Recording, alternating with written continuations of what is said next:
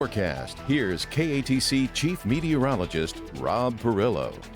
Welcome back. Well, good news for Acadiana. We're missing out on all the tropical activity and nice cool air moving in. Bad news, eastern Louisiana getting slammed with a very strong Category 2. And we just got in the latest report down to 105-mile-per-hour winds, but still rocking and rolling and doing damage in eastern Louisiana and moving into Mississippi as we are dialed into 5 Doppler radars here locally. And you can see some of the heavier weather and that eye of that storm pushing on through. And notice that at the beginning, there were some cloud-to-ground strikes. You see that sometimes when there's some frictional convergence when the eye makes landfall, but this storm was intensifying just about all the way to land, and that's why you can never rest easy with the tropics on these systems, even when you think they're going to weaken. We thought it was going to strengthen overnight last night through this morning, but maybe weakening as it approached land, but that was not the case. Upgraded to a strong Cat 2 prior to landfall with 110-mile-an-hour winds, and we've seen gusts as high as 130 down by the coast from Grand Isle back through Port Fourchon and Cocodrie. Now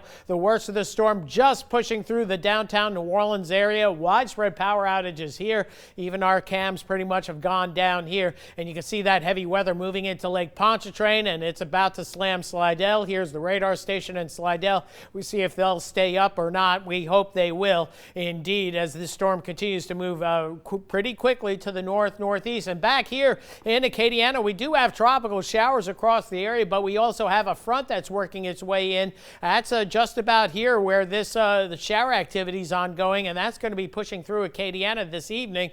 Much cooler air on the way and a breath of nice fall air as well. Here we go on the satellite imagery. Very impressive satellite signature just over the last 6 hours. An eye well defined, that eye filling in now as the storm has begun to weaken, but still 105-mile-per-hour winds. You'll probably see that in gusts mostly. It's moving to the northeast now at 25 miles an hour. It's hauling. Pressure got as low as 971, now at 973 millibars, so the pressure starting to come up, indicating a gradual weakening process. But before it weakens, it's going to be rolling so fast that it's still going to be near a tropical storm strength, even though it's going to be an extratropical low in Virginia. And then off the East Coast tomorrow afternoon, it's going to be passing through Atlanta about 3-4 o'clock in the morning, the way things are shaping up. And that's why we have those tropical storm warnings all the way up to Virginia. I think the tropical storm warning is going to be dropped soon for the offshore waters, and no watches or warnings for Acadiana. They were all dropped earlier today. We had that tropical storm watch for the coastal parishes that was dropped mid-morning. And again, you can see the hurricane warning areas well into Mississippi over by Hattiesburg. So here we have what we're expecting storm surge wise. The water's been up a couple of feet along the coast. It's going to be highest over eastern Louisiana and then over toward Mississippi. And this is ongoing right now, where we're seeing inundations across the coastal marshes through Grand Isle. Grand Isle got rocked with this one. We'll see how they've done.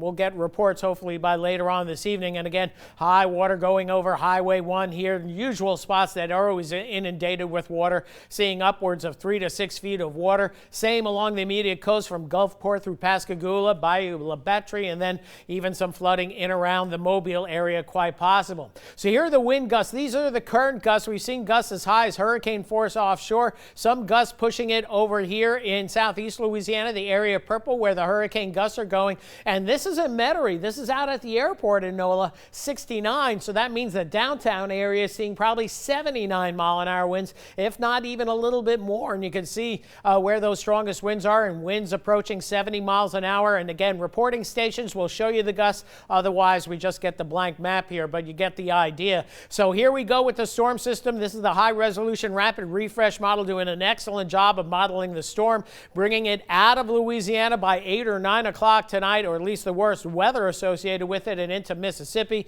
with the center of the storm by Hattiesburg probably about 10 o'clock tonight, and then pushing off to the east northeast. And for us, after midnight, the clouds begin to clear out. You saw in Chris's shot in Morgan City, we already have breaks in those clouds. Much drier, cooler air moving in. Will be in the upper 40s to lower 50s, and tomorrow mid-morning still in the mid-50s. We'll top out in the low to mid-60s. So here's the wind forecast. Again, pretty much modeling where those highest winds are. Slidell on eastward. The model may be a little bit skewed to the east, but nonetheless 70, 80 mile an hour wind gusts or better, working their way through Mississippi and perhaps into Alabama as well, while our wind winds turn westerly. They'll be breezy, but no major issues, and that damaging wind will get into well into Alabama, Selma, perhaps Montgomery, seeing well over 50-mile-an-hour winds all the way up through Atlanta with this system as we head deeper into the overnight hours. Fortunately, the storm moving fast. It's going to put down 2 to 4, isolated up to 5 inches in spots, which is going to cause street flooding, but we're not looking at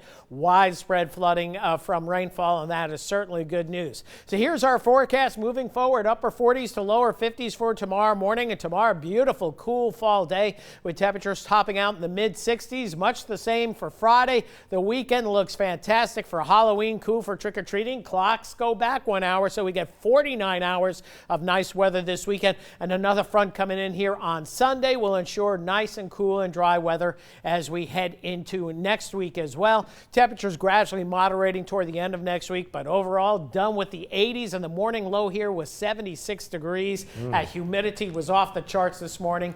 Bye-bye humidity for quite a while. All right, very good news there. Thanks, Rob.